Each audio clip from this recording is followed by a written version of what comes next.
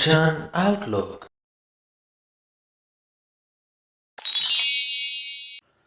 ਸਤਨਾਮ ਸ਼੍ਰੀ ਵਾਹਿਗੁਰੂ ਜੀ। ਇੱਕ ਸਮਾਂ ਸੀ ਜਦੋਂ ਖਲਾ ਹੀ ਖਲਾ ਸੀ। ਨਾ ਸੂਰਜ ਸੀ, ਨਾ ਚੰਦ ਸੀ, ਨਾ ਧਰਤੀ ਸੀ। ਇਹ ਬ੍ਰਹਿਮੰਡ ਜਿਸ ਨੂੰ ਜਿੰਨਾ ਕੁ ਅਸੀਂ ਅੱਜ ਜਾਣਦੇ ਹਾਂ, ਇਹ ਹੈ ਨਹੀਂ ਸੀ। ਉਸ ਸਮੇਂ ਦਾ ਜ਼ਿਕਰ ਕਰਦੇ ਹਨ ਗੁਰੂ ਨਾਨਕ ਸਾਹਿਬ ਸ਼੍ਰੀ ਗੁਰੂ ਗ੍ਰੰਥ ਸਾਹਿਬ ਜੀ ਦੇ 503 ਅੰਗ ਦੀ ਗੁਰਬਾਣੀ ਦੇ ਵਿੱਚ। ਇਸ ਜ਼ਿਕਰ ਦੇ ਨਾਲ ਉਸ ਪਰਮਾਤਮਾ ਦੀ ਵਿਸ਼ਾਲਤਾ ਬਾਰੇ ਸਾਨੂੰ ਜਾਣਕਾਰੀ ਦੇ ਜਾਂਦੇ ਹਨ। ਉਹ ਪਰਮਾਤਮਾ ਜਿਸ ਪਾਸੋਂ ਹਰ ਇੱਕ ਜੀਵ ਕੁਝ ਨਾ ਕੁਝ ਮੰਗ ਰਿਹਾ ਹੈ। ਜੀਵਾਂ ਦੇ ਪਰਮਾਤਮਾ ਪਾਸੋਂ ਮੰਗਣ ਦੇ ਬਾਬਤ ਵੀ ਕਈ ਸਾਰੀਆਂ ਪੰਕਤੀਆਂ ਇਸ ਅੰਗ ਦੀ ਗੁਰਬਾਣੀ ਦੇ ਵਿੱਚ ਸਾਨੂੰ ਪੜ੍ਹਨ ਨੂੰ ਮਿਲਣਗੀਆਂ ਤੇ ਸਮਝਣ ਨੂੰ ਮਿਲਣਗੀਆਂ। ਪਰਮਾਤਮਾ ਪਾਸੋਂ ਮੰਗਣ ਦੀ ਇਹ ਪ੍ਰਕਿਰਿਆ ਜੋ ਹੈ, ਇਹਦੇ ਬਾਰੇ ਬੜੀ ਹੀ ਮਹੱਤਵਪੂਰਨ ਸਿੱਖਿਆ ਅੱਜ ਸਾਨੂੰ ਇਸ ਗੁਰਬਾਣੀ ਦੇ ਵਿੱਚ, ਇੱਕ ਸੱਚੇ ਸਿੱਖ ਦੀ ਪਰਿਭਾਸ਼ਾ ਵੀ ਅੱਜ ਦੇ ਅੰਗ ਦੀ ਗੁਰਬਾਣੀ ਵਿੱਚੋਂ ਸਾਨੂੰ ਮਿਲੇ। ਉਹਨੂੰ ਸਮਝਣਾ ਵੀ ਬਹੁਤ ਜ਼ਰੂਰੀ, ਖਾਸ ਕਰਕੇ ਜਦੋਂ ਅਸੀਂ ਧਰਮ ਦੇ ਨਾਮ ਤੇ ਹੁੰਦੀ ਹੋਈ ਰਾਜਨੀਤੀ ਵੇਖਦੇ ਹਾਂ। ਅਜਿਹੇ ਹਾਲਾਤਾਂ ਦੇ ਵਿੱਚ ਜੇ ਇੱਕ ਸੱਚੇ ਸਿੱਖ ਦੀ ਪਰਿਭਾਸ਼ਾ ਸਾਡੇ ਮਨ ਵਿੱਚ ਵਸੀ ਹੋਏਗੀ ਤੇ ਅਸੀਂ ਗੰਧਲੀ ਰਾਜਨੀਤੀ ਦਾ ਸ਼ਿਕਾਰ ਹੋਣ ਤੋਂ ਬਚ ਸਕਾਂਗੇ। ਸੋ ਅੱਜ ਦੇ ਅੰਗ ਤੇ ਵਿਰਾਜਮਾਨ 503 ਅੰਗ ਤੇ ਵਿਰਾਜਮਾਨ ਗੁਰਬਾਣੀ ਬਹੁਤ ਸਾਰੇ ਵੱਖ-ਵੱਖ ਵਿਸ਼ਿਆਂ ਨੂੰ ਛੋਹੰਦੀ ਹੈ। ਉਮੀਦ ਕਰਦੇ ਹਾਂ ਬੜੀਆਂ ਹੀ ਸਿੱਖਿਆਵਾਂ ਅੱਜ ਦੀ ਵੀਡੀਓ ਦੇ ਵਿੱਚੋਂ ਤੁਹਾਨੂੰ ਮਿਲਣਗੀਆਂ। ਹੋ ਸਕੇ ਤੇ ਇਸ ਵੀਡੀਓ ਨੂੰ ਅੱਗੇ ਲੋਕਾਂ ਤੱਕ ਜ਼ਰੂਰ ਪਹੁੰਚਾਇਓ। ਤੁਹਾਡਾ ਬਹੁਤ-ਬਹੁਤ ਧੰਨਵਾਦ। ਤੇ ਆਓ ਹੁਣ ਸ਼ੁਰੂਆਤ ਕਰੀਏ। ਗੁਜਰੀ ਅਸ਼ਟਪਦੀਆਂ ਮਹਿਲਾ ਪਹਿਲਾ। ਘਰ ਪਹਿਲਾ। ਇੱਕ ਓੰਕਾਰ ਸਤਿਗੁਰ ਪ੍ਰਸਾਦ। ਏਕ ਨਗਰੀ ਪੰਚ ਚੋਰ ਬਸੀਅਲੇ, ਬਰਜਤ ਚੋਰੀ ਧਾਵੈ। ਤ੍ਰਹਿ ਦਸ ਮਾਲ ਰਖੈ ਜੋ ਨਾਨਕ, ਮੋਖ ਮੁਕਤ ਸੋ ਪਾਵੈ। ਇੱਕ ਨਗਰੀ ਜਾਣੀ ਕਿ ਸਾਡਾ ਇੱਕ ਇਹ ਸਰੀਰ, ਪੰਜ ਚੋਰ ਵਸੀਅਲੇ, ਕਾਮ ਕ੍ਰੋਧ ਲੋਭ ਮੋਹ ਹੰਕਾਰ ਵਰਗੇ ਪੰਜ ਚੋਰ ਇਸ ਨਗਰੀ ਦੇ ਵਿੱਚ ਵਸਦੇ ਨੇ। ਵਰਜਤ ਜਾਣੀ ਕਿ ਵਰਜਦਿਆਂ ਵੀ ਚੋਰੀ ਧਾਵੈ। ਅਸੀਂ ਜ਼ੋਰ ਲਾਉਂਦੇ ਹਾਂ, ਇਹਨਾਂ ਚੋਰਾਂ ਨੂੰ ਵਰਜਦੇ ਹਾਂ ਕਿ ਸਾਡੇ ਆਤਮਿਕ ਗੁਣਾਂ ਨੂੰ ਨਾ ਚੁਰਾ ਸਕਣ, ਪਰ ਇਹ ਵਰਜਦਿਆਂ ਵੀ ਚੋਰੀ ਕਰ ਜਾਂਦੇ ਨੇ। ਹਰ ਕੋਈ ਇਹਨਾਂ ਨੂੰ ਵਰਜਦਾ ਵੀ ਨਹੀਂ। ਵਰਜੇਗਾ ਉਹ ਜੋ ਪਹਿਲਾਂ ਇਸ ਗੱਲ ਨੂੰ ਮੰਨ ਲਏਗਾ ਕਿ ਉਹਦੇ ਅੰਦਰ ਇਹ ਪੰਜੇ ਚੋਰ ਵਸਦੇ ਹਨ। ਪਰ ਬਹੁਤੀ ਦੁਨੀਆ ਇੱਥੇ ਐਸੀ ਹੈ, ਉਹ ਇਹ ਮੰਨਣ ਨੂੰ ਤਿਆਰ ਨਹੀਂ ਕਿ ਉਹਨਾਂ ਦੇ ਅੰਦਰ ਇਹ ਔਗੁਣ ਹਨ, ਇਹ ਪੰਜ ਚੋਰ ਵਸਦੇ ਹਨ। ਜੇ ਕਿਸੇ ਦੇ ਘਰ ਕੋਈ ਚੋਰ ਆ ਜਾਵੇ ਤੇ ਘਰ ਦਾ ਮਾਲਕ ਇਹ ਆਖੇ ਕਿ ਚੋਰ ਹੈ ਹੀ ਨਹੀਂ, ਤੇ ਫਿਰ ਉਹ ਉਸ ਚੋਰ ਨੂੰ ਘਰ ਦੇ ਵਿੱਚੋਂ ਕੱਢਣ ਦੀ ਕੋਸ਼ਿਸ਼ ਕਿਵੇਂ ਕਰੇਗਾ। ਸੋ ਜੇਕਰ ਅਸੀਂ ਇਹਨਾਂ ਪੰਜ ਚੋਰਾਂ ਦੇ ਕੋਲੋਂ ਆਪਣੇ ਆਤਮਿਕ ਗੁਣਾਂ ਨੂੰ ਬਚਾਉਣਾ ਹੈ, ਇਹਨਾਂ ਤੋਂ ਆਪਣਾ ਛੁਟਕਾਰਾ ਪਾਉਣਾ ਹੈ, ਤੇ ਪਹਿਲਾਂ ਤਾਂ ਇਹ ਮੰਨਣਾ ਪਏਗਾ ਕਿ ਇਹ ਸਾਡੇ ਅੰਦਰ ਵਸਦੇ ਨੇ। ਫਿਰ ਸਾਨੂੰ ਆਪਣੇ ਆਪ 'ਤੇ ਗਹਿਰਾ ਧਿਆਨ ਮਾਰ ਕੇ ਇਹ ਵੇਖਣਾ ਪਏਗਾ ਕਿ ਕਿੱਦਾਂ ਦੀਆਂ ਸਥਿਤੀਆਂ ਦੇ ਵਿੱਚ ਇਹਨਾਂ ਦੇ ਵਿੱਚੋਂ ਕਿਹੜਾ ਚੋਰ ਸਾਡੇ 'ਤੇ ਭਾਰੂ ਹੁੰਦਾ ਹੈ। ਕੀ ਕੋਈ ਖਾਸ ਵਿਅਕਤੀ ਹੈ ਜਿਹਦੇ ਨਾਲ ਗੱਲ ਕਰਦੇ ਹੋਏ ਸਾਨੂੰ ਕ੍ਰੋਧ ਜ਼ਿਆਦਾ ਆ ਜਾਂਦਾ ਹੈ? ਕੀ ਕੋਈ ਖਾਸ ਪਰਿਸਥਿਤੀਆਂ ਹੁੰਦੀਆਂ ਨੇ ਜਿੱਥੇ ਸਾਨੂੰ ਲੱਗਦਾ ਹੈ ਕਿ ਕਾਮ ਸਾਡੇ 'ਤੇ ਭਾਰੂ ਹੋ ਜਾਂਦਾ ਹੈ? ਕੀ ਕੋਈ ਖਾਸ ਕਾਰਨ ਨੇ ਜਿਨ੍ਹਾਂ ਦਾ ਕਰਕੇ ਅਸੀਂ ਲੋਭੀ ਹੋ ਜਾਂਦੇ ਹਾਂ? ਕੀ ਸਾਡੇ ਜੀਵਨ ਦੇ ਵਿੱਚ ਕੁਝ ਅਜਿਹੀਆਂ ਨਿਆਮਤਾਂ ਉਸ ਪਰਮਾਤਮਾ ਨੇ ਬਖਸ਼ੀਆਂ ਨੇ ਜਿਨ੍ਹਾਂ ਦੇ ਕਰਕੇ ਅਸੀਂ ਹੰਕਾਰੀ ਹੋ ਜਾਂਦੇ ਹਾਂ? ਇਹ ਧਿਆਨ ਮਾਰਨਾ ਪਏਗਾ, ਆਪਣੇ ਅੰਦਰ ਖੋਜ ਭਾਲ ਕਰਨੀ ਪਏਗੀ, ਤਾਂ ਸਾਨੂੰ ਇਹ ਚੋਰ ਲੱਭਣਗੇ। ਪਤਾ ਲੱਗੇਗਾ, ਜਿਵੇਂ ਆਪਾਂ ਘਰ ਦੇ ਵਿੱਚ ਚੋਰ ਦੀ ਉਦਾਹਰਣ ਲਈ, ਉਹ ਚੋਰ ਘਰ ਦੇ ਵਿੱਚ ਹੈ, ਪਹਿਲਾਂ ਤਾਂ ਅਸੀਂ ਇਹ ਮੰਨੀਏ, ਫਿਰ ਅਸੀਂ ਲੱਭੀਏ ਕਿ ਕਿਹੜੇ ਕਮਰੇ ਦੇ ਵਿੱਚ ਹੈ, ਕੀ ਉਹ ਚੋਰੀ ਕਰ ਰਿਹਾ ਹੈ। ਇਹੀ ਚੀਜ਼ ਅਸੀਂ ਆਪਣੇ ਅੰਦਰ ਵੇਖਣੀ ਹੈ ਕਿ ਪਹਿਲਾਂ ਅਸੀਂ ਮੰਨੀਏ ਕਿ ਇਹ ਕਾਮ ਕ੍ਰੋਧ ਲੋਭ ਮੋਹ ਹੰਕਾਰ ਸਾਡੇ ਅੰਦਰ ਹਨ, ਤੇ ਫਿਰ ਅਸੀਂ ਇਹ ਲੱਭੀਏ ਕਿ ਇਹਨਾਂ ਦੇ ਵਿੱਚੋਂ ਕਿਹੜਾ ਕਿਸ ਵਕਤ ਸਾਡੇ ਕਿਸ ਤਰ੍ਹਾਂ ਦੇ ਗੁਣਾਂ ਦੇ ਉੱਪਰ ਧਾਵਾ ਬੋਲ ਰਿਹਾ ਹੈ। ਕੁੱਲ ਮਿਲਾ ਕੇ ਆਪਣੇ ਆਪ ਤੋਂ ਅਸੀਂ ਜਾਣੂ ਹੋਈਏ। ਜੋ ਮਨੁੱਖ ਇਸ ਗੱਲ ਤੋਂ ਜਾਣੂ ਹੋ ਗਿਆ ਤੇ ਨਾਲ ਦੀ ਨਾਲ ਇਹ ਗੱਲ ਆਪਣੇ ਹਿਰਦੇ 'ਚ ਵਸਾ ਲਈ ਕਿ ਮੇਰੇ ਅੰਦਰ ਜਿਹੜੇ ਗੁਣ ਹਨ ਉਹ ਪ੍ਰਮਾਤਮਾ ਨੇ ਬਖਸ਼ੇ ਹੋਏ ਨੇ। ਮੇਰੇ ਜੀਵਨ ਦੇ ਵਿੱਚ ਜੋ ਨਿਆਮਤਾਂ ਨੇ ਉਹ ਪ੍ਰਮਾਤਮਾ ਨੇ ਬਖਸ਼ੀਆਂ ਨੇ। ਮੈਨੂੰ ਹੰਕਾਰ ਕਰਨ ਦੀ ਲੋੜ ਨਹੀਂ। ਮੈਨੂੰ ਜੋ ਮਿਲਣਾ ਹੈ, ਜੋ ਦੇਣਾ ਹੈ, ਉਹ ਪ੍ਰਮਾਤਮਾ ਨੇ ਦੇਣਾ ਹੈ। ਕਿੰਨੀ ਕੁ ਮਿਹਨਤ ਮੈਂ ਕਰ ਸਕਦਾ, ਉਹ ਹਿੰਮਤ ਪ੍ਰਮਾਤਮਾ ਨੇ ਬਖਸ਼ਣੀ ਹੈ। ਮੈਨੂੰ ਲੋਭ ਕਰਨ ਦੀ ਲੋੜ ਨਹੀਂ। ਦੂਸਰਾ ਜੋ ਇਨਸਾਨ ਹੈ ਸਾਡੇ ਸਾਹਮਣੇ ਖੜਾ, ਉਹਦਾ ਆਪਣਾ ਇੱਕ ਵਿਚਾਰ ਹੈ, ਉਹ ਆਪਣਾ ਵਿਚਾਰ ਰੱਖ ਰਿਹਾ ਹੈ, ਉਹਦੇ 'ਤੇ ਸਾਨੂੰ ਕ੍ਰੋਧ ਕਰਨ ਦੀ ਲੋੜ ਨਹੀਂ।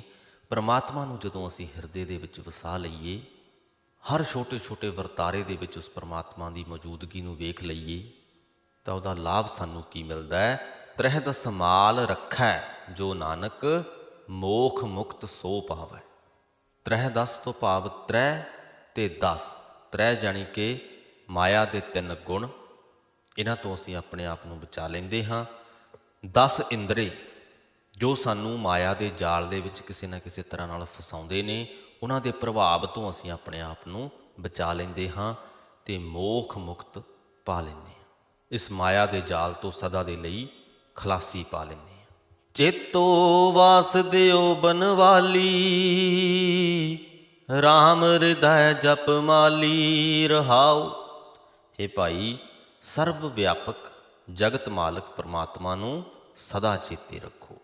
ਪ੍ਰਭੂ ਨੂੰ ਆਪਣੇ ਹਿਰਦੇ ਵਿੱਚ ਟਿਕਾਓ, ਇਸੇ ਨੂੰ ਆਪਣੀ ਮਾਲਾ ਬਣਾਓ।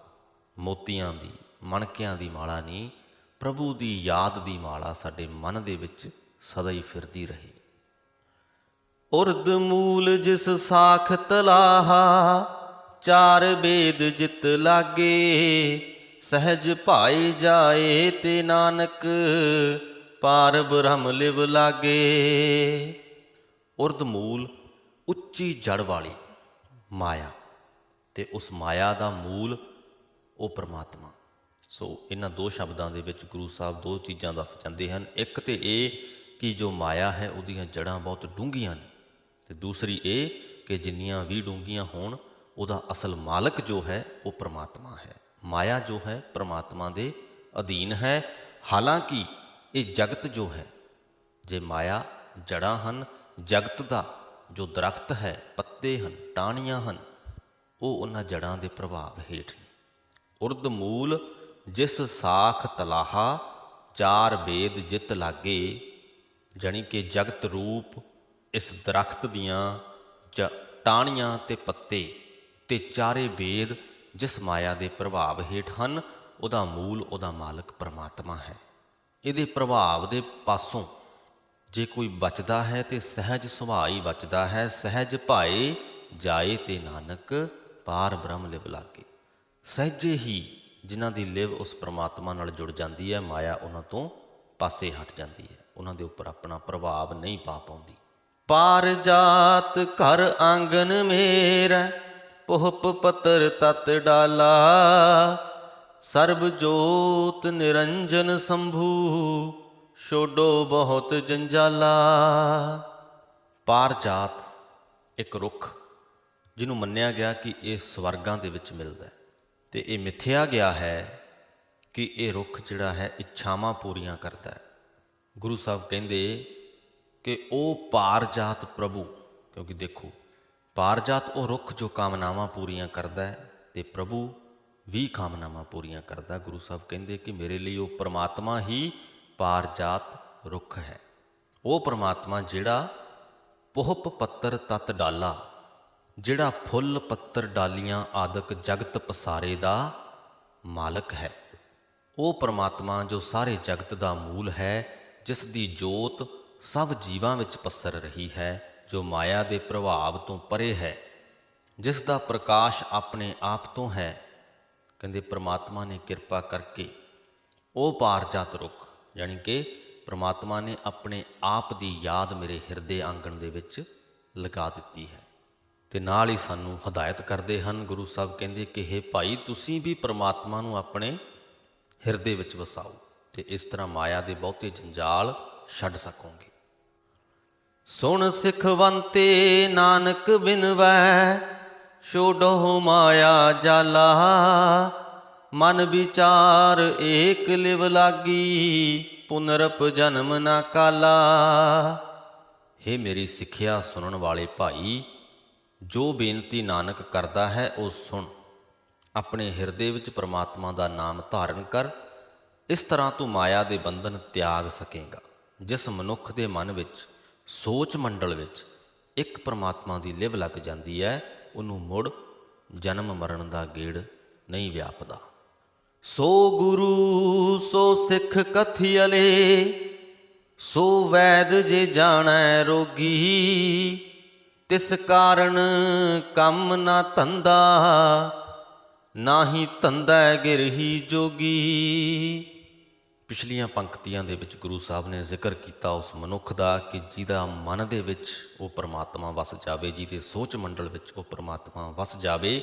ਉਸੇ ਗੱਲ ਨੂੰ ਅੱਗੇ ਵਧਾਉਂਦੇ ਹੋਏ ਕਹਿੰਦੇ ਸੋ ਗੁਰੂ ਸੋ ਸਿੱਖ ਕਥਿਅਲੇ। ਕਥਿਅਲੇ ਤੋਂ ਭਾਵ ਕਿਹਾ ਜਾਂਦਾ ਹੈ ਉਹ ਵਾਲਾ ਮਨੁੱਖ ਜਿਹਦੇ ਮਨ ਵਿੱਚ ਪਰਮਾਤਮਾ ਵਸ ਜਾਵੇ, ਜਿਹਦੀ ਲਿਵ ਇੱਕ ਪਰਮਾਤਮਾ ਨਾਲ ਜੁੜ ਜਾਵੇ, ਉਹਨੂੰ ਗੁਰੂ ਕਿਹਾ ਜਾ ਸਕਦਾ ਹੈ, ਉਹਨੂੰ ਸਿੱਖ ਕਿਹਾ ਜਾ ਸਕਦਾ ਹੈ, ਉਹਨੂੰ ਵੈਦ ਕਿਹਾ ਜਾ ਸਕਦਾ ਹੈ, ਜੋ ਦੂਜਿਆਂ ਦੇ ਆਤਮਿਕ ਰੋਗਾਂ ਨੂੰ ਸਮਝ ਲੈਂਦਾ ਹੈ। ਪਰਮਾਤਮਾ ਦੇ ਸਿਮਰਨ ਦੀ ਬਰਕਤ ਨਾਲ ਦੁਨੀਆ ਦਾ ਕੰਮ ਧੰਦਾ ਉਸ ਨੂੰ ਵਿਆਪ ਨਹੀਂ ਸਕਦਾ। ਪ੍ਰਭੂ ਦੇ ਸਿਮਰਨ ਸਦਕਾ ਉਹ ਮਾਇਆ ਦੇ ਬੰਧਨ ਵਿੱਚ ਫਸਦਾ ਨਹੀਂ, ਉਹ ਗ੍ਰਹਿਸਤੀ ਹੁੰਦਾ ਹੋਇਆ ਵੀ ਜੋਗੀ ਹੋ ਜਾਂਦਾ ਹੈ। ਕਾਮ ਕ੍ਰੋਧ ਅਹੰਕਾਰ ਤਜੀਅਲੇ, ਲੋਭ ਮੋਹ ਤਿਸ ਮਾਇਆ।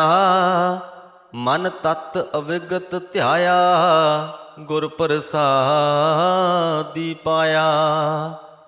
ਜਿਸ ਮਨੁੱਖ ਨੇ ਗੁਰੂ ਦੀ ਮਿਹਰ ਨਾਲ ਆਪਣੇ ਮਨ ਵਿੱਚ ਜਗਤ ਮੂਲ ਅਦ੍ਰਿਸ਼ਟ ਪ੍ਰਭੂ ਨੂੰ ਸਿਮਰਿਆ ਹੈ ਤੇ ਉਸ ਦੇ ਨਾਲ ਮਿਲਾਪ ਹਾਸਲ ਕਰ ਲਿਆ ਹੈ, ਉਸਨੇ ਕਾਮ ਕ੍ਰੋਧ ਅਹੰਕਾਰ ਤਿਆਗ ਦਿੱਤਾ ਹੈ, ਉਸਨੇ ਲੋਭ ਮੋਹ ਤੇ ਮਾਇਆ ਦੀ ਤ੍ਰਿਸ਼ਨਾ ਛੱਡ ਦਿੱਤੀ ਹੈ। ਗਿਆਨ ਧਿਆਨ ਸਭ ਦਾਤ ਕਥਿਅਲੇ, ਸੇਤ ਬਰਨ ਸਭ ਦੂਤਾ। ਬ੍ਰਹਮ ਕਮਲ ਮਦ ਤਾਸ ਰਸੰਦਨ, ਜਾਗਤ ਨਾਹੀ ਸੂਤਾ। ਪਰਮਾਤਮਾ ਦੇ ਨਾਲ ਡੂੰਘੀ ਸਾਂਝ ਬਣਨੀ, ਪ੍ਰਭੂ ਚਰਨਾਂ ਵਿੱਚ ਸੁਰਤ ਜੁੜਨੀ, ਇਹ ਸਭ ਪ੍ਰਭੂ ਦੀ ਦਾਤ ਹੀ ਕਹੀ ਜਾ ਸਕਦੀ ਹੈ, ਕਿਉਂਕਿ ਬੰਦਾ ਆਪਣੇ ਆਪ ਤੋਂ ਇਹ ਦਾਤ ਹਾਸਲ ਨਹੀਂ ਕਰ ਸਕਦਾ। ਇਹ ਉਸੇ ਨੂੰ ਮਿਲਦੀ ਹੈ ਜਿਸ ਦੇ ਉੱਪਰ ਪ੍ਰਮਾਤਮਾ ਦੀ ਮਿਹਰ ਹੋ ਜਾਵੇ, ਜਿਸ ਦੇ ਬਾਬਤ ਉਹ ਪ੍ਰਮਾਤਮਾ ਫੈਸਲਾ ਲੈ ਲਵੇ ਕਿ ਇਸ ਮਨੁੱਖ ਨੂੰ ਮੈਂ ਨਾਮ ਦੀ ਦਾਤ ਬਖਸ਼ਣੀ ਹੈ, ਇਸ ਮਨੁੱਖ ਨੂੰ ਮੈਂ ਆਪਣੇ ਆਪ ਦੇ ਨਾਲ ਸਾਂਝ ਬਖਸ਼ਣੀ ਹੈ। ਅਤੇ ਜੋ ਵੀ ਉਹ ਮਨੁੱਖ ਹੈ ਜਿਹਨੂੰ ਇਹ ਦਾਤ ਮਿਲਦੀ ਹੈ, ਉਹਨੂੰ ਤੱਕ ਕੇ ਕਾਮ ਆਦਿਕ ਜੋ ਵੈਰੀ ਹਨ ਉਹਨਾਂ ਦਾ ਰੰਗ ਫਿੱਕਾ ਹੋ ਜਾਂਦਾ ਹੈ, ਕਿਉਂਕਿ ਸਿਮਰਨ ਦੀ ਬਰਕਤ ਨਾਲ ਉਸ ਮਨੁੱਖ ਦੇ ਹਿਰਦੇ ਵਿੱਚ ਮਾਨੋ ਬ੍ਰਹਮ ਰੂਪ ਕਮਲ ਦਾ ਸ਼ਹਿਦ ਚੋਣ ਲੱਗ ਪੈਂਦਾ ਹੈ। ਉਸ ਨਾਮ ਅੰਮ੍ਰਿਤ ਸ਼ਹਿਦ ਦਾ ਰਸ ਉਹ ਮਨੁੱਖ ਚੱਖਦਾ ਹੈ। ਇਹ ਚੱਖਣ ਕਰਕੇ ਉਹ ਮਾਇਆ ਦੇ ਹੱਲਿਆਂ ਵੱਲੋਂ ਸੁਚੇਤ ਰਹਿੰਦਾ ਹੈ, ਭਾਵ ਕਿ ਉਹਨੂੰ ਪਤਾ ਲੱਗ ਜਾਂਦਾ ਹੈ ਆਪਣੇ ਪੂਰੇ ਹੀ ਜੀਵਨ ਦਾ ਕਿ ਕਿਸ ਵਕਤ ਕਿਸ ਪਰਿਸਥਿਤੀ ਦੇ ਵਿੱਚ ਉਹਦੇ 'ਤੇ ਮਾਇਆ ਅਸਰ ਪਾਉਣਾ ਚਾਹੁੰਦੀ ਹੈ। ਅਤੇ ਜਦੋਂ ਪਤਾ ਲੱਗ ਜਾਵੇ ਤੇ ਬੰਦਾ ਆਪਣੇ ਆਪ ਨੂੰ ਉਹਦੇ ਤੋਂ ਬਚਾ ਪਾਉਂਦਾ ਹੈ। ਫਿਰ ਉਹ ਮਾਇਆ ਮੋਹ ਦੀ ਨੀਂਦ ਦੇ ਵਿੱਚ ਗਾਫਲ ਨਹੀਂ ਹੁੰਦਾ। ਜਦੋਂ ਸਾਨੂੰ ਦੁਸ਼ਮਣ ਦਾ ਪਤਾ ਹੀ ਨਾ ਲੱਗੇ ਕਿ ਕਿਹੜੇ ਪਾਸਿਓਂ ਵਾਰ ਕਰਨਾ ਹੈ, ਉਹਨੇ ਕਿਸ ਵਕਤ ਵਾਰ ਕਰਨਾ, ਅਸੀਂ ਆਪਣੇ ਆਪ ਦਾ ਬਚਾਅ ਨਹੀਂ ਕਰ ਸਕਦੇ। ਪਰ ਜੇ ਅਸੀਂ ਇੰਨੇ ਕੁ ਚਤੰਨ ਹੋਈਏ, ਇੰਨੇ ਕੁ ਸੁਚੇਤ ਹੋਈਏ ਕਿ ਸਾਨੂੰ ਦੁਸ਼ਮਣ ਦੇ ਵਾਰ ਕਰਨ ਦਾ ਸਮਾਂ ਵੀ ਅਤੇ ਉਹਦੀ ਦਿਸ਼ਾ ਵੀ ਪਤਾ ਲੱਗ ਜਾਵੇ, ਅਸੀਂ ਨਾ ਸਿਰਫ ਆਪਣਾ ਬਚਾਅ ਕਰ ਸਕਦੇ ਹਾਂ, ਉਸ ਦੁਸ਼ਮਣ ਨੂੰ ਖਤਮ ਵੀ ਕਰ ਸਕਦੇ ਹਾਂ। ਸੋ ਇਸੇ ਪ੍ਰਕਾਰ ਹੀ ਸਾਡੀ ਮਾਨਸਿਕ ਲੜਾਈ ਦੇ ਵਿੱਚ ਇਹ ਮਾਇਆ ਦੁਸ਼ਮਣ ਹੈ, ਇਹਦੇ ਤੋਂ ਸੁਚੇਤ ਰਹਿਣਾ ਜ਼ਰੂਰੀ ਹੈ ਤਾਂ ਕਿ ਇਹਦੇ ਪ੍ਰਭਾਵ ਤੋਂ ਅਸੀਂ ਆਪਣੇ ਮਨ ਨੂੰ ਬਚਾ ਸਕੀਏ। ਮਹਾ ਗੰਭੀਰ ਪੱਤਰ ਪਾਤਾਲਾ, ਨਾਨਕ ਸਰਬ ਜੁਆਇਆ। ਉਪਦੇਸ਼ ਗੁਰੂ ਮਮ ਪੁਨਹ ਨ ਗਰਬਨ, ਬਿਖ ਤਜ ਅੰਮ੍ਰਿਤ ਪਿਆਇਆ। हे ਨਾਨਕ, ਜੋ ਪ੍ਰਭੂ ਵੱਡੇ ਜਿਗਰੇ ਵਾਲਾ ਹੈ, ਸਾਰੇ ਪਾਤਾਲ ਸਾਰਾ ਸੰਸਾਰ, ਜਿਸ ਪਾਰਜਾਤ ਪ੍ਰਭੂ ਦੇ ਪੱਤਰ ਪਸਾਰਾ ਹਨ, ਜੋ ਸਭ ਜੀਵਾਂ ਵਿੱਚ ਵਿਆਪਕ ਹੈ, ਗੁਰੂ ਦੇ ਉਪਦੇਸ਼ ਦੀ ਬਰਕਤ ਨਾਲ ਮੈਂ ਉਸ ਦਾ ਨਾਮ ਅੰਮ੍ਰਿਤ ਪੀਤਾ ਹੈ ਅਤੇ ਮਾਇਆ ਦਾ ਜ਼ਹਿਰ ਤਿਆਗਿਆ ਹੈ। ਹੁਣ ਮੇਰਾ ਮੁੜ ਮੁੜ ਗਰਭਵਾਸ ਨਹੀਂ ਹੋਵੇਗਾ। ਗੁਜਰੀ ਮਹਿਲਾ ਪਹਿਲਾ। ਕਵਨ ਕਵਨ ਜਾਚੈ ਪ੍ਰਭ ਦਾਤੇ, ਤਾਂ ਕਿ ਅੰਤ ਨ ਭਰੈ ਸੁਮਾਰ। ਜੈਸੀ ਭੂਖ ਹੋਏ ਅਬ ਅੰਤਰ, ਤੂੰ ਸਮਰੱਥ ਸੱਚ ਦੇਵਨਹਾਰ। ਹੇ ਦਾਤਾਰ ਪ੍ਰਭੂ, ਬੇਅੰਤ ਜੀਵ ਤੇਰੇ ਦਰ ਤੋਂ ਦਾਤਾਂ ਮੰਗਦੇ ਹਨ।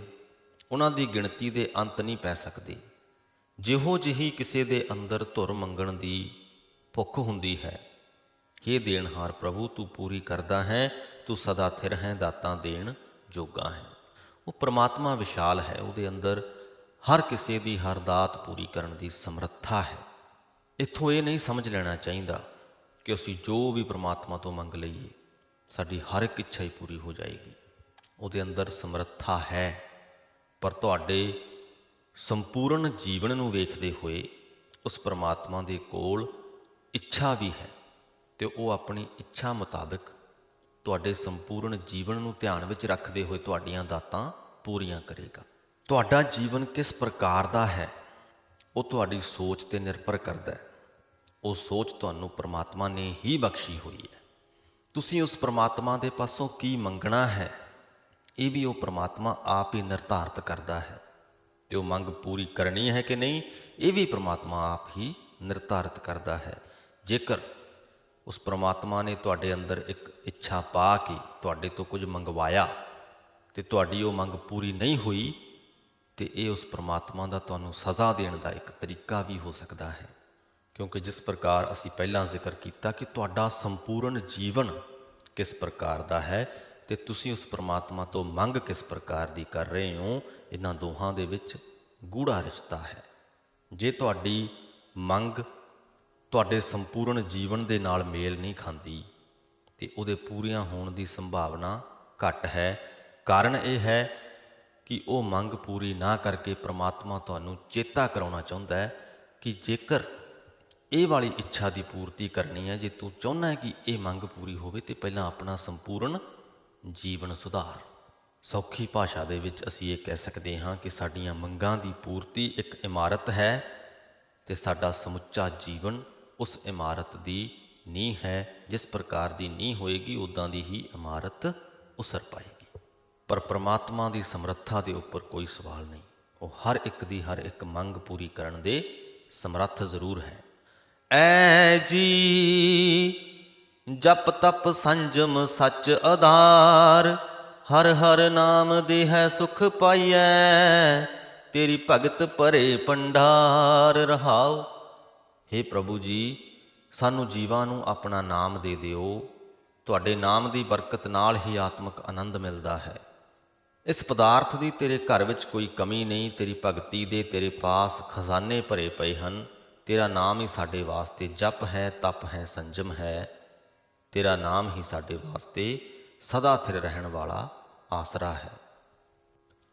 ਸੁਨ ਸਮਾਦ ਰਹਿ ਲਿਵ ਲਾਗੇ, ਏਕਾ ਏਕੀ ਸ਼ਬਦ ਵਿਚਾਰ, ਜਲ ਥਲ ਧਰਨ ਗਗਨ ਤਾ ਨਾਹੀ, ਆਪੇ ਆਪ ਕੀਆ ਕਰਤਾਰ। ਹੇ ਕਰਤਾਰ, ਜਦੋਂ ਤੂੰ ਆਪਣੇ ਆਪ ਨੂੰ ਆਪ ਹੀ ਪ੍ਰਗਟ ਕੀਤਾ ਸੀ, ਤਦੋਂ ਨਾ ਪਾਣੀ ਸੀ, ਨਾ ਸੁੱਕ ਸੀ, ਨਾ ਧਰਤੀ ਸੀ, ਨਾ ਆਕਾਸ਼ ਸੀ। ਤਦੋਂ ਤੂੰ ਆਪ ਹੀ ਅਫੁਰ ਅਵਸਥਾ ਵਿੱਚ ਆਪਣੇ ਅੰਦਰ ਸੁਰਤ ਜੋੜ ਕੇ ਸਮਾਧੀ ਲਾਈ ਬੈਠਾ ਸੀ। ਤੂੰ ਇਕੱਲਾ ਆਪ ਹੀ ਆਪਣੇ ਇਰਾਦੇ ਨੂੰ ਸਮਝਦਾ ਸੀ। ਕੁਝ ਵੀ ਨਹੀਂ ਸੀ, ਸਿਰਫ ਪ੍ਰਮਾਤਮਾ ਦਾ ਸਰੂਪ ਸੀ। ਉਹ ਪ੍ਰਮਾਤਮਾ ਦਾ ਇੱਕ ਇਰਾਦਾ ਸੀ ਇਸ ਬ੍ਰਹਿਮੰਡ ਨੂੰ ਰਚਣ ਦਾ, ਅਤੇ ਉਸ ਇਰਾਦੇ ਬਾਰੇ ਉਹ ਪ੍ਰਮਾਤਮਾ ਆਪ ਹੀ ਜਾਣਦਾ ਸੀ। ਨਾ ਤਦ ਮਾਇਆ ਮਗਨ ਨ ਛਾਇਆ, ਨਾ ਸੂਰਜ ਚੰਦ ਨਾ ਜੋਤ ਅਪਾਰ, ਸਰਬ ਦ੍ਰਿਸ਼ਟ ਲੋਚਨ ਅਬ ਅੰਤਰ, ਏਕਾ ਨਦਰ ਸੋ ਤ੍ਰਿਭਵਨ ਸਾਰ। ਤਦੋਂ ਨਾ ਇਹ ਮਾਇਆ ਸੀ, ਨਾ ਹੀ ਇਸ ਮਾਇਆ ਦੇ ਪ੍ਰਭਾਵ ਦੇ ਵਿੱਚ ਮਸਤ ਕੋਈ ਜੀਵ ਸੀ। ਨਾ ਸੂਰਜ ਸੀ, ਨਾ ਚੰਦ ਸੀ, ਨਾ ਹੀ ਕੋਈ ਹੋਰ ਜੋਤ ਸੀ। ਹੇ ਪ੍ਰਭੂ, ਸਾਰੇ ਜੀਵਾਂ ਨੂੰ ਵੇਖ ਸਕਣ ਵਾਲੀ ਤੇਰੀ ਅੱਖ, ਤਿੰਨਾਂ ਭਵਨਾਂ ਦੀ ਸਾਰ ਲੈ ਸਕਣ ਵਾਲੀ ਤੇਰੀ ਆਪਣੀ ਹੀ ਨਜ਼ਰ ਤੇਰੇ ਆਪਣੇ ਹੀ ਅੰਦਰ ਟਿਕੀ ਹੋਈ ਸੀ। ਹੁਣ ਤੇ ਜਦੋਂ ਇਹ ਸੰਪੂਰਨ ਬ੍ਰਹਿਮੰਡ ਦੀ ਰਚਨਾ ਹੋ ਚੁੱਕੀ ਹੈ, ਤੇ ਪ੍ਰਮਾਤਮਾ ਇਸ ਬ੍ਰਹਿਮੰਡ ਨੂੰ ਵੇਖਦਾ ਹੈ, ਆਪਣੀ ਬਣਾਈ ਰਚਨਾ ਨੂੰ ਵੇਖਦਾ ਹੈ। ਪਰ ਜਦੋਂ ਇਹ ਰਚਨਾ ਹੈ ਹੀ ਨਹੀਂ ਸੀ, ਤਾਂ ਪ੍ਰਮਾਤਮਾ ਦੀ ਨਜ਼ਰ ਆਪਣੇ ਅੰਦਰ ਹੀ ਟਿਕੀ ਹੋਈ ਸੀ। ਪਵਨ ਪਾਣੀ ਅਗਨ ਤਿਨ ਕੀਆ, ਬ੍ਰਹਮਾ ਵਿਸ਼ਨ ਮਹੇਸ਼ ਆਕਾਰ, ਸਰਵੇ ਜਾਚਕ ਤੂੰ ਪ੍ਰਭ ਦਾਤਾ, ਦਾਤ ਕਰੇ ਆਪਣਾ ਵਿਚਾਰ। ਜਦੋਂ ਕੁਝ ਵੀ ਨਹੀਂ ਸੀ ਤੇ ਫਿਰ ਪ੍ਰਮਾਤਮਾ ਨੇ ਹਵਾ, ਪਾਣੀ, ਅੱਗ ਆਦਿਕ ਤੱਤ ਰਚੇ। ਬ੍ਰਹਮਾ, ਵਿਸ਼ਨੂੰ, ਸ਼ਿਵ ਆਦਿਕ ਦੇ ਵਜੂਦ ਰਚੇ। हे ਪ੍ਰਭੂ, ਇਹ ਬ੍ਰਹਮਾ, ਵਿਸ਼ਨੂੰ, ਸ਼ਿਵ ਆਦਿਕ ਸਾਰੇ ਹੀ ਤੇਰੇ ਪੈਦਾ ਕੀਤੇ ਜੀਵ ਤੇਰੇ ਦਰ ਦੇ ਮੰਗਤੇ ਹਨ। ਤੂੰ ਸਭ ਨੂੰ ਦਾਤਾਂ ਦੇਣ ਵਾਲਾ ਹੈ। ਸਮਰੱਥ ਪ੍ਰਭੂ ਆਪਣੀ ਵਿਚਾਰ ਅਨੁਸਾਰ ਸਭ ਨੂੰ ਦਾਤਾਂ ਦਿੰਦਾ ਹੈ। ਇੱਥੇ ਗੁਰੂ ਸਾਹਿਬ ਫਿਰ ਤੋਂ ਸਾਨੂੰ ਚੇਤਾ ਕਰਵਾਉਂਦੇ ਨੇ ਕਿ ਉਹ ਪ੍ਰਭੂ ਸਮਰੱਥ ਹੈ ਸਭ ਕੁਝ ਕਰਨ ਦੇ, ਸਭ ਨੂੰ ਸਭ ਦਾਤਾਂ ਦੇਣ ਦੇ, ਪਰ ਦਾਤਾਂ ਦਿੰਦਾ ਆਪਣੀ ਇੱਛਾ ਮੁਤਾਬਕ ਹੈ, ਆਪਣੇ ਵਿਚਾਰ ਅਨੁਸਾਰ ਹੈ। ਕੋਟ 33 ਜਾਂਚੈ ਪ੍ਰਭ ਨਾਇਕ, ਦੇਂਦੇ ਤੋਟ ਨਾਹੀ ਪੰਡਾਰ। ਊਂਧੈ ਭਾਂਡੈ ਕਛ ਨ ਸਮਾਵੈ, ਸੀਧੈ ਅੰਮ੍ਰਿਤ ਪਰੈ ਨਿਹਾਰ। ਹੇ ਸਭ ਦੀ ਅਗਵਾਈ ਕਰਨ ਵਾਲੇ ਪ੍ਰਭੂ, 33 ਕਰੋੜ ਦੇਵਤੇ ਵੀ ਤੇਰੇ ਦਰ ਤੋਂ ਮੰਗਦੇ ਹਨ। ਉਹਨਾਂ ਨੂੰ ਦਾਤਾਂ ਦੇ ਕੇ ਤੇਰੇ ਖਜ਼ਾਨਿਆਂ ਦੇ ਵਿੱਚ ਘਾਟਾ ਨਹੀਂ ਪੈਂਦਾ। ਮਾਇਕ ਪਦਾਰਥ ਤਾਂ ਸਭ ਨੂੰ ਮਿਲਦੇ ਹਨ, ਪਰ ਸ਼ਰਧਾਹੀਨ ਹਿਰਦੇ ਵਿੱਚ ਤੇਰੇ ਨਾਮ ਅੰਮ੍ਰਿਤ ਦੀ ਦਾਤ ਵਿੱਚੋਂ ਕੁਝ ਵੀ ਨਹੀਂ ਟਿਕਦਾ। ਊਂਧੈ ਭਾਂਡੈ ਕਛ ਨਾ ਸਮਾਵੈ, ਸਿੱਧਾ ਅੰਮ੍ਰਿਤ ਪਰੈ ਨਿਹਾਰ। ਤੇ ਜਿਹੜੇ ਹਿਰਦੇ ਵਿੱਚ ਸ਼ਰਧਾ ਹੋਵੇ, ਜੋ ਹਿਰਦਾ ਸ਼ਰਧਾ ਭਰਪੂਰ ਹੋਵੇ, ਸਿੱਧੇ ਭਾਂਡੇ ਵਾਂਗ ਹੋਵੇ, ਤੇਰੀ ਮਿਹਰ ਦੀ ਨਿਗਾਹ ਨਾਲ ਆਤਮਿਕ ਜੀਵਨ ਦੇਣ ਵਾਲਾ ਤੇਰਾ ਨਾਮ ਉਸ ਹਿਰਦੇ ਵਿੱਚ ਟਿਕ ਜਾਂਦਾ ਹੈ। ਸਿੱਧ ਸਮਾਧੀ ਅੰਤਰ ਜਾਚੈ, ਰਿੱਧ ਸਿੱਧ ਜਾਂਚ ਕਰੈ ਜੈਕਾਰ। ਜੈਸੀ ਪਿਆਸ ਹੋਏ ਮਨ ਅੰਤਰ, ਤੈਸੋ ਜਲ ਦੇਵੈ ਪ੍ਰਕਾਰ। ਯੋਗ ਸਾਧਨਾ ਵਿੱਚ ਪੁੱਗੇ ਹੋਏ ਜੋਗੀ ਵੀ ਸਮਾਧੀ ਵਿੱਚ ਟਿਕ ਕੇ ਤੈਥੋਂ ਹੀ ਮੰਗਦੇ ਹਨ। ਕਰਾਮਾਤੀ ਤਾਕਤਾਂ ਮੰਗ ਮੰਗ ਕੇ ਤੇਰੀ ਜੈ ਜੈਕਾਰ ਕਰਦੇ ਹਨ। ਇਹੀ ਆਖਦੇ ਹਨ ਕਿ ਤੇਰੀ ਜੈ ਹੋਵੇ, ਤੇਰੀ ਜੈ ਹੋਵੇ। ਜਿਹੋ ਜਿਹੀ ਕਿਸੇ ਦੇ ਮਨ ਵਿੱਚ ਮੰਗਣ ਦੀ ਪਿਆਸ ਹੁੰਦੀ ਹੈ, ਹੇ ਪ੍ਰਭੂ ਤੂੰ ਉਸੇ ਕਿਸਮ ਦਾ ਜਲ ਉਹਨੂੰ ਦੇ ਦਿੰਦਾ ਹੈ। ਇੱਥੇ ਫਿਰ ਅਸੀਂ ਇੱਕ ਗੱਲ ਸਮਝੀਏ। ਗੁਰੂ ਸਾਹਿਬ ਕਹਿੰਦੇ ਕਿ ਜਿਹੋ ਜਿਹੀ ਕਿਸੇ ਦੇ ਅੰਦਰ ਕੁਝ ਮੰਗਣ ਦੀ ਪਿਆਸ ਹੁੰਦੀ ਹੈ, ਜਾਣੀ ਕਿ ਤੁਹਾਡੇ ਧੁਰ ਅੰਦਰ ਤੁਹਾਡੀ ਸੋਚ ਕਿਸ ਪ੍ਰਕਾਰ ਦੀ ਹੈ। ਉਦਾਹਰਣ ਦੇ ਤੌਰ 'ਤੇ ਗੱਲ ਕਰੀਏ ਕਿ ਜੇ ਤੁਹਾਡੀ ਸੋਚ ਪਾਪੀ ਹੈ ਤੇ ਤੁਸੀਂ ਪੁੰਨ ਕਮਾਉਣਾ ਉਸ ਪਰਮਾਤਮਾ ਪਾਸੋਂ ਮੰਗ ਰਹੇ ਹੋ, ਆਪਦੇ ਚਤੰਨ ਮਨ ਦੇ ਨਾਲ, ਚਤੰਨ ਮਨ ਦੇ ਨਾਲ ਤੁਸੀਂ ਪੁੰਨ ਕਮਾਉਣਾ ਮੰਗ ਰਹੇ ਹੋ, ਪਰ ਤੁਹਾਡਾ ਅਵਚੇਤਨ ਮਨ, ਤੁਹਾਡੀ ਸਾਰੀ ਸ਼ਖਸੀਅਤ ਪਾਪੀ ਹੈ। ਤੁਹਾਡੀ ਜੋ ਮੁੱਢਲੀ ਸੋਚ ਹੈ, ਤੁਹਾਡੀ ਸੋਚ ਦੀ ਜੋ ਬੁਨਿਆਦ ਹੈ, ਉਹ ਪਾਪੀ ਹੈ। ਤੁਹਾਡਾ ਧੁਰ ਅੰਦਰ ਜਦੋਂ ਪਾਪੀ ਹੈ ਤੇ ਪੁੰਨ ਕਮਾਉਣ ਦੀ ਤੁਸੀਂ ਜਦੋਂ ਦਾਤ ਉਸ ਪਰਮਾਤਮਾ ਪਾਸੋਂ ਮੰਗਦੇ ਹੋ, ਉਹਦੇ ਪੂਰੇ ਹੋਣ ਦੇ ਅਸਾਰ ਘੱਟ ਨੇ। ਕਾਰਨ ਇਹ ਹੈ ਕਿ ਤੁਹਾਡੇ ਅੰਦਰ ਜਿਹੜੀ ਪਿਆਸ ਹੈ ਨਾ, ਉਹ ਹੋਰ ਕਿਸਮ ਦੀ ਹੈ। ਪਰ ਤੁਸੀਂ ਜਿਸ ਪਿਆਸ ਨੂੰ ਬੁਝਾਉਣ ਦੇ ਲਈ ਪਰਮਾਤਮਾ ਪਾਸੋਂ ਕੁਝ ਮੰਗਦੇ ਪਏ ਹੋ, ਉਹ ਹੋਰ ਕਿਸਮ ਦੀ। ਭਾਵ ਕਿ ਦੋ ਚਿਹਰੇ ਨੇ ਤੁਹਾਡੇ, ਇੱਕ ਜੋ ਤੁਹਾਡੇ ਧੁਰ ਅੰਦਰ ਤੇ ਇੱਕ ਜੋ ਤੁਸੀਂ ਜਗਤ ਨੂੰ ਜਾਂ ਪਰਮਾਤਮਾ ਨੂੰ ਵਿਖਾਉਣਾ ਚਾਹ ਰਹੇ ਹੋ। ਪਰ ਕਿਉਂਕਿ ਉਹ ਪਰਮਾਤਮਾ ਤੇ ਸਰਵ ਵਿਆਪਕ ਹੈ, ਉਹਦੇ ਤੋਂ ਕੁਝ ਵੀ ਲੁਕਿਆ ਹੋਇਆ ਨਹੀਂ। ਉਹਨੂੰ ਤੁਹਾਡੇ ਧੁਰ ਅੰਦਰ ਦੀ ਅਵਸਥਾ ਦਾ ਪਤਾ ਹੈ। ਇਸ ਕਰਕੇ ਉਹ ਤੁਹਾਡੀਆਂ ਇੱਛਾਵਾਂ ਜਿਹੜੀਆਂ ਉਸ ਅਵਸਥਾ ਦੇ ਨਾਲ ਮੇਲ ਖਾਂਦੀਆਂ ਨੇ, ਉਹਨਾਂ ਨੂੰ ਪੂਰੀਆਂ ਕਰੇਗਾ। ਉਸ ਅਵਸਥਾ ਤੋਂ ਹਟਵੀਆਂ ਮੰਗਾਂ ਤੁਸੀਂ ਉਸ ਪਰਮਾਤਮਾ ਪਾਸੋਂ ਮੰਗੋਗੇ ਤੇ ਉਹਨਾਂ ਦੇ ਪੂਰੀਆਂ ਹੋਣ ਦੇ ਆਸਾਰ ਘੱਟ ਨੇ। ਵੱਡੇ ਭਾਗ ਗੁਰ ਸੇਵਹਿ ਆਪਣਾ, ਭੇਦ ਨਾਹੀ ਗੁਰਦੇਵ ਮੁਰਾਰ। ਤਾਕੋ ਕਾਲ ਨਾਹੀ ਜਮ ਜੋ ਹੈ, ਬੂਝੈ ਅੰਤਰ ਸ਼ਬਦ ਵਿਚਾਰ। ਪਰ ਅਸਲੀ ਵੱਡੇ ਭਾਗ ਉਹਨਾਂ ਬੰਦਿਆਂ ਦੇ ਹਨ ਜੋ ਆਪਣੇ ਗੁਰੂ ਦੀ ਦੱਸੀ ਸੇਵਾ ਕਰਦੇ ਹਨ। ਗੁਰੂ ਤੇ ਪਰਮਾਤਮਾ ਵਿੱਚ ਕੋਈ ਫਰਕ ਨਹੀਂ ਹੁੰਦਾ। ਜਿਹੜੇ ਬੰਦੇ ਆਪਣੇ ਸੋਚ ਮੰਡਲ ਵਿੱਚ ਮਾਇਕ ਪਦਾਰਥਾਂ ਦੀ ਮੰਗ ਦੇ ਥਾਂ ਗੁਰੂ ਦੇ ਸ਼ਬਦ ਨੂੰ ਸਮਝਦੇ ਹਨ, ਆਤਮਿਕ ਮੌਤ ਉਹਨਾਂ ਦੇ ਨੇੜੇ ਢੁੱਕ ਨਹੀਂ ਸਕਦੀ। ਸਾਡੀ ਤਰਾਸਦੀ ਇਹ ਹੈ ਕਿ ਅਸੀਂ ਪਰਮਾਤਮਾ ਪਾਸੋਂ ਕੁਝ ਮੰਗਦੇ ਹਾਂ ਤੇ ਮਾਇਕ ਪਦਾਰਥ ਹੀ ਮੰਗਦੇ ਹਾਂ, ਤਰੱਕੀਆਂ ਮੰਗਦੇ ਹਾਂ, ਜ਼ਮੀਨਾਂ ਜਾਇਦਾਦਾਂ ਮੰਗਦੇ ਹਾਂ। ਗੁਰੂ ਦੇ ਸ਼ਬਦ ਦੀ ਦਾਤ ਅਸੀਂ ਕਦੇ ਮੰਗਦੇ ਹੀ ਨਹੀਂ। ਜੇ ਉਹ ਮੰਗ ਲਈਏ ਤੇ ਇਹ ਮਾਇਕ ਪਦਾਰਥ ਮੰਗਣ ਦੀ ਲੋੜ ਹੀ ਮਹਿਸੂਸ ਨਹੀਂ ਹੁੰਦੀ। ਅਬ ਤਬ ਅਵਰ ਨਾ ਮੰਗੋ ਹਰ ਪਹਿ, ਨਾਮ ਨਿਰੰਜਨ ਦੀਜੈ ਪਿਆਰ। ਨਾਨਕ ਚਾਤ੍ਰਿਕ ਅੰਮ੍ਰਿਤ ਜਲ ਮੰਗੈ, ਹਰ ਜਸ ਦੀਜੈ ਕਿਰਪਾ ਧਾਰ। ਇਸ ਵਾਸਤੇ ਗੁਰੂ ਸਾਹਿਬ ਕਹਿੰਦੇ, ਮੈਂ ਕਦੀ ਵੀ ਪਰਮਾਤਮਾ ਪਾਸੋਂ ਹੋਰ ਕੁਝ ਨਹੀਂ ਮੰਗਦਾ। ਮੈਂ ਇਹੀ ਅਰਦਾਸ ਕਰਦਾ ਕਿ ਹੇ ਨਿਰੰਜਨ ਪ੍ਰਭੂ, ਪਿਆਰ ਦੀ ਨਿਗਾਹ ਨਾਲ ਮੈਨੂੰ ਆਪਣਾ ਨਾਮ ਬਖਸ਼। ਨਾਨਕ ਪਪੀਹਾ ਆਤਮਿਕ ਜੀਵਨ ਦੇਣ ਵਾਲਾ ਨਾਮ ਜਲ ਮੰਗਦਾ ਹੈ। ਹੇ ਹਰੀ, ਕਿਰਪਾ ਕਰਕੇ ਆਪਣੀ ਸਿਫਤ ਸਲਾਹ ਦੇ। ਸੋ ਇਸ ਦੇ ਨਾਲ ਹੀ ਸ੍ਰੀ ਗੁਰੂ ਗ੍ਰੰਥ ਸਾਹਿਬ ਜੀ ਦੇ 503 ਅੰਗ ਦੀ ਗੁਰਬਾਣੀ ਦੀ ਵਿਆਖਿਆ ਦੀ ਸਮਾਪਤੀ ਹੁੰਦੀ ਹੈ ਜੀ। ਇਸ ਬ੍ਰਹਿਮੰਡ ਦੀ ਸ਼ੁਰੂਆਤ ਦੇ ਬਾਰੇ 'ਚ ਗੁਰੂ ਸਾਹਿਬ ਨੇ ਸਾਨੂੰ ਕੁਝ ਮਹੱਤਵਪੂਰਨ ਜਾਣਕਾਰੀ ਦਿੱਤੀ ਕਿ ਉਸ ਵਕਤ ਉਹ ਪਰਮਾਤਮਾ ਸੀ। ਉਸ ਪਰਮਾਤਮਾ ਦੀ ਨਿਗਾਹ ਆਪਣੇ ਅੰਦਰ ਟਿਕੀ ਹੋਈ। ਉੱਥੋਂ ਹੀ ਉਸ ਪਰਮਾਤਮਾ ਨੇ ਹਵਾ, ਪਾਣੀ, ਅੱਗ ਆਦਿਕ ਤੱਤ ਪੈਦਾ ਕੀਤੇ। ਬ੍ਰਹਮਾ, ਵਿਸ਼ਨੂੰ, ਮਹੇਸ਼ ਵਰਗੇ ਦੇਵਤੇ ਪੈਦਾ ਕੀਤੇ। ਇਹ ਸਾਰੇ ਹੀ ਤੱਤ ਤੇ ਇਹ ਸਾਰੇ ਹੀ ਦੇਵਤੇ ਸਦਾ ਉਸ ਪਰਮਾਤਮਾ ਦੇ ਦਰ ਦੇ ਮੰਗਤੇ ਹਨ। ਸਾਰੇ ਹੀ ਜੀਵ ਜੋ ਉਸ ਪਰਮਾਤਮਾ ਨੇ ਪੈਦਾ ਕੀਤੇ, ਉਹਨਾਂ ਦੇ ਅੰਦਰ ਆਪਣੀ ਜੋਤ ਪਾਈ, ਉਹ ਜੀਵ ਵੀ ਉਸ ਪਰਮਾਤਮਾ ਦੇ ਦਰ ਦੇ ਮੰਗਤੇ ਹਨ। ਇੱਕ ਸੱਚੇ ਸਿੱਖ ਦੀ ਪਰਿਭਾਸ਼ਾ ਗੁਰੂ ਸਾਹਿਬ ਨੇ ਸਾਨੂੰ ਦਿੱਤੀ ਕਿ ਜਿਸ ਦੇ ਦਿਲ ਵਿੱਚ, ਜਿਹਦੇ ਹਿਰਦੇ ਵਿੱਚ ਉਹ ਪਰਮਾਤਮਾ ਵਸਦਾ ਹੋਵੇ, ਸੱਚਾ ਸਿੱਖ ਉਹੀ ਹੈ।